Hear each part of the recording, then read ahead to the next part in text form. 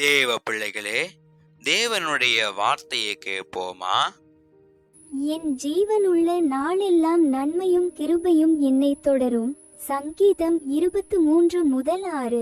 தேவ பிள்ளைகளே, இன்றைக்கு இந்த வசனத்தில் நாம் தேவன் என்ன வெளிப்படுத்துகிறார் அப்படின்னா, தேவ பிள்ளைகளே, நம் மத்தியிலே தேவன் வெளிப்படுத்துவது நன்மையும் கிருபையும் நம்மளை தொடரும். ஹல்லேலூயா. தேவ பிள்ளைகளே, நன்மையும் கிருபையும், ஹல்லேலூயா, நம்மளுடைய ஆசீர்வாதங்கள், இதுவரைக்கும் நம்ம வாழ்வில் இல்லாத ஆசீர்வாதங்கள், இல்லாத வளர்ச்சிகள், இல்லாத யாவற்றையும் தேவன் நாளே மாத்திரமே அதை கொடுக்க முடியும்.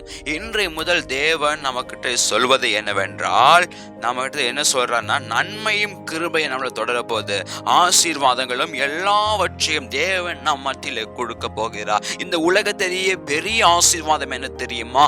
தேவனுடைய கிருபை நம்ம மேல் இருப்பதே பெரிய ஆசீர்வாதம். இந்த கிருபையை நம்ம பெற்றுக்கொண்டா மட்டுமே பாதுகாப்பு, ரட்சிப்பு, சமாதானம், சந்தோஷம், ஆசீர்வாதங்கள் யாவுமே அமையும். தேவ பிள்ளைகளே, இந்த வார்த்தை நிமித்தமாய் நாம் விசுவாசிப்போம், தேவனை பற்றிக் கொள்வோம். இயேசுவின் நாமத்தில் பிதாவே, ஆமென், ஆமென்.